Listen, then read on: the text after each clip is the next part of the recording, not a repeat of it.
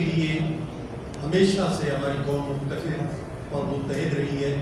آج بھی ہمارے جنرل صاحب نے جو بیان دیا دارالعلوم اکیڈمی میں، اس کے اندر بھی انہوں نے اس کو دہرایا، اس کی وضاحت کی. اور جو اقلیت کو برباد اور ظلم ہو رہا ہے ہندوستان کے اندر، ہم اس ظلم کی بھی نفی کرتے ہیں اور ان سے کہتے ہیں کہ تمہارے حق میں بھی یہ بات نہیں جاتی کہ اپنے ملک کے بس کے اوپر. اور جو مسلم ممالک اور دیگر ممالک بھی وہاں یہ کانفرنس کے لیے جانا چاہتے ہیں، ہماری ان سے یہ اپیل ہے کہ وہ ان لوگوں کی مدد کریں جو مظلوم ہیں، نہ کہ مظلوم کے ساتھ، ظالم کے ساتھ مل کر اپنا نام بھی ظالموں کی فہرست میں لکھوائیں. ان کے لیے بھی بہتر نہیں ہوگا. اس لیے وہ وہاں پر نہ جائیں اور اس کانفرنس کا بائیکاٹ کریں. بہت بہت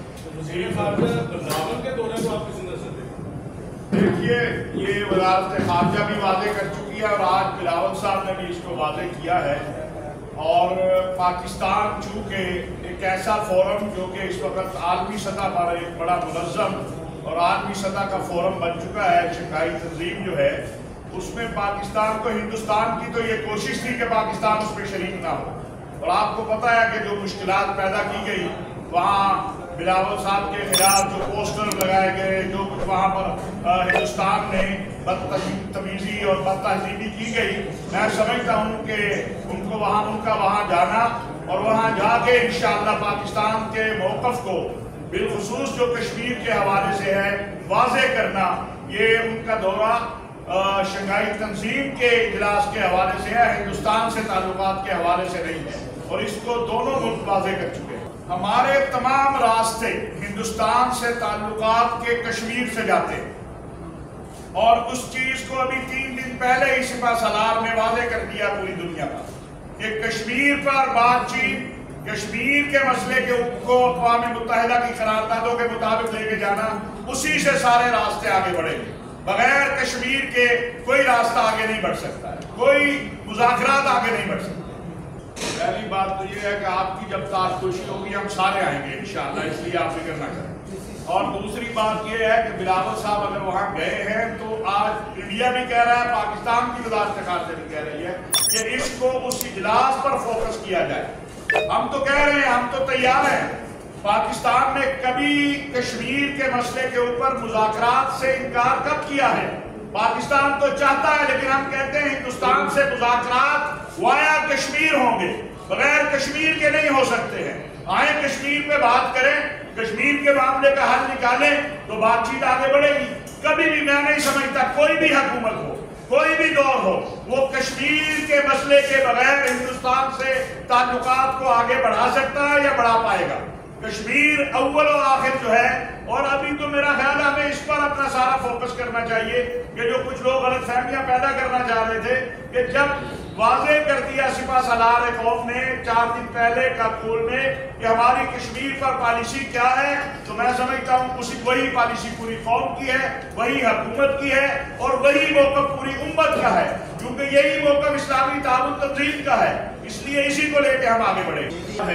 آپ ماشاءاللہ بڑے بوڑھے ہو گئے صحافت، آپ گوگل پہ بیٹھ جائیں اور ذرا چیک کر لیں کہ ہمارا کشمیر میں ہم ایک دن بھی ہمارا کوئی اجتماع، کوئی کانفرنس، ہمارا کوئی بھی پروگرام، کشمیر کوئی دعا، کوئی تقریب، خواہ وہ پاکستان میں ہو یا عالمی سطح پر ہو، مجھے الحمدللہ یہ اعزاز حاصل ہے کہ گزشتہ سال میں نے 11 باہر جو ہے کانفرنسوں میں شرکت کی، گورنمنٹ کے پیسے پہ نہیں، اپنے یا ان کی دعوت پہ. اور وہاں پر بھی کشمیر کا ذکر کیا جہاں پر ہمیں میزبان نے کہا تھا کہ آپ پلیز یہاں کشمیر کا ذکر نہ کریں، ہندوستان ناراض ہوگا. لیکن ہم نے تو وہاں بھی کشمیر کو نہیں بھولے. تو آپ تو بڑے سینئر اور ہمارے ہم آپ سے سیکھتے ہیں، بات کرنے سے پہلے تھوڑا سا تحقیق ضرور ہے. آپ اپنی طرح جا کے نا آج پہلے چیک کر لیجئے گا کہ اس وقت جس دن عمران خان صاحب امریکہ سے آئے تھے اقوام متحدہ میں تقریر کر کے، ہمارا ایک موقف تھا جو انہوں نے وہاں پر ناموس رسالت پر بات کی تھی اقوام متحدہ میں، ہم سمجھتے ہیں انہوں نے وہاں پہ درست کیا. دوسرا کشمیر ہم نے ایک لمحے کے لیے بھی، جب 5 اگست کا ہوا تو آپ ذرا ریکارڈ نکالے، سب سے پہلے کس نے یہاں بیٹھ کے پریس کانفرنس کی تھی؟ ہم نے علماء بورڈ میں ہم سب نے مل کے اس کے اوپر سب سے پہلے بھائی تنقید ضرور کریں.